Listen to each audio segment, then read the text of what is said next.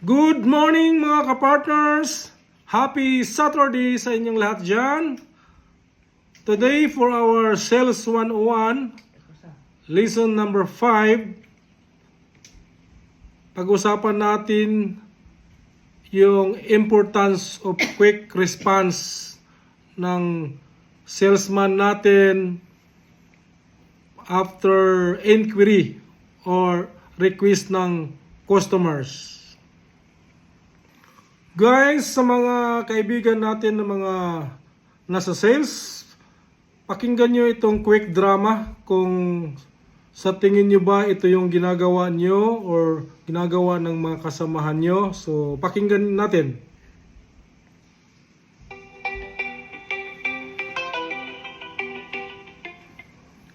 Hello, Boss J. Good morning. Yes, boss. Okay. Kailangan mo ng turbo, boss. Kasi down yung 320 mo. Okay, ganito, boss. Traveling lang ako ngayon from Cagayan de Oro, boss, to Zamboanga City. Pagkadating ko, boss, sa hotel sa Zamboanga, boss, i-check ko yan. Balikan kita, boss. Para ma-check ko kung saan available yung turbo mo or tsaka magkano, boss, ha? Sige, boss. Salamat, boss. Guys, what you heard is not the best response for our customers, no? For any customers na tumawag sa iyo yung customer informing you na down yung excavator niya and need for a turbo charger.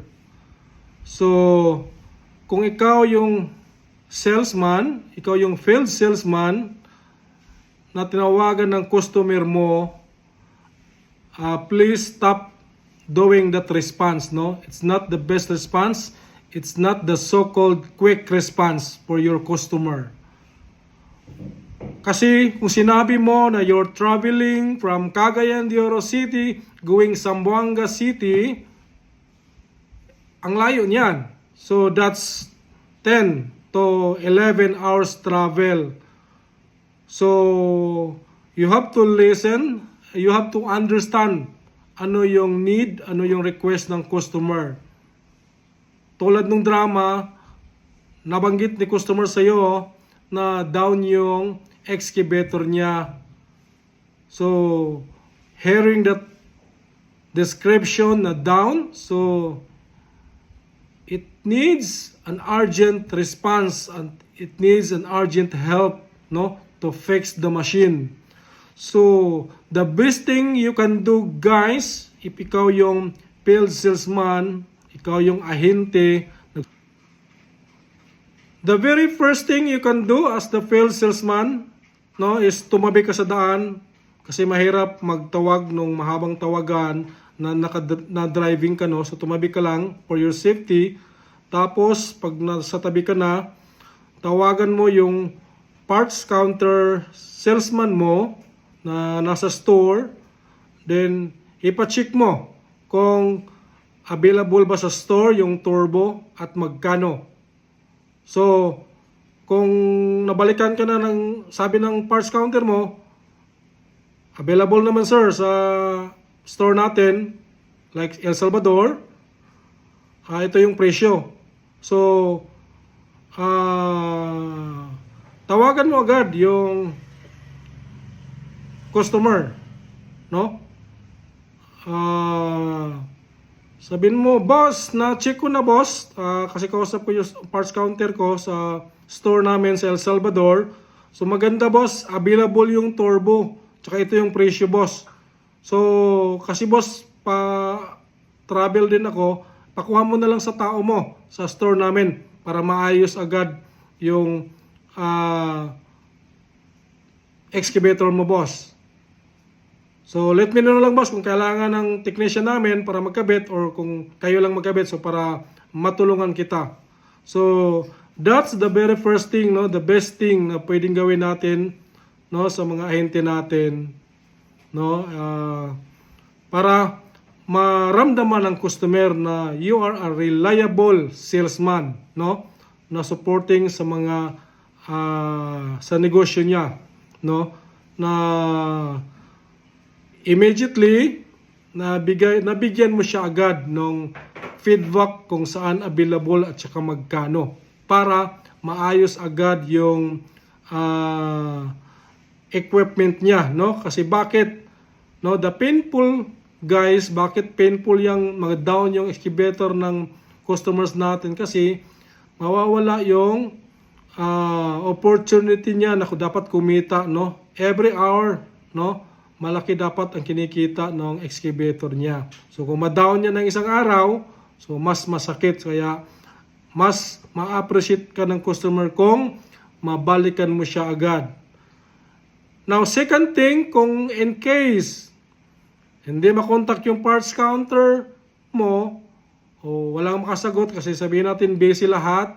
So what you can do as the field salesman, pagkatabi mo, magbukas ka ng laptop, as long as okay yung internet signal sa area na saan ka tumabi, may VPN naman tayo, so you can access yung system, no?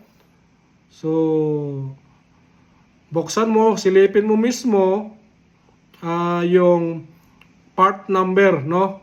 O i-research mo muna, tapos kung na-research mo yung tamang part number, check mo sa DBS system nyo natin, no? Kung saan available tsaka magkano. So, pag nakisilip mo na, same thing, tawagan mo agad yung customer para maayos. So, yun yung pangalawang best response dapat na gagawin natin, no?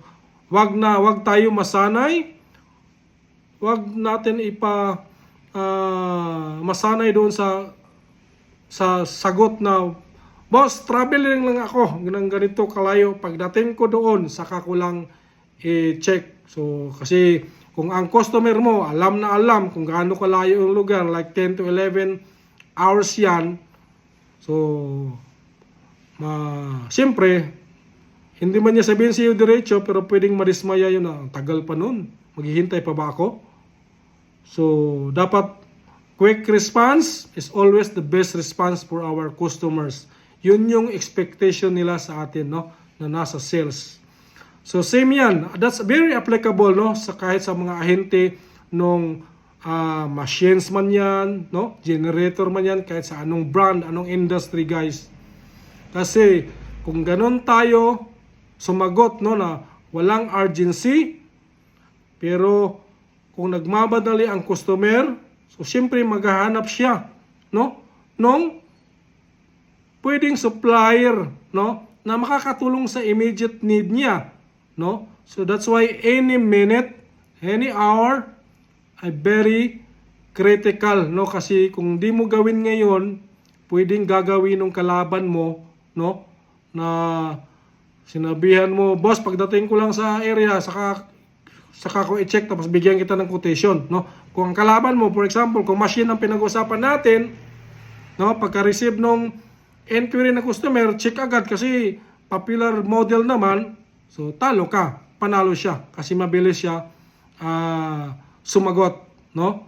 So that's why urgency, no, the quick response is always the best response for our customers.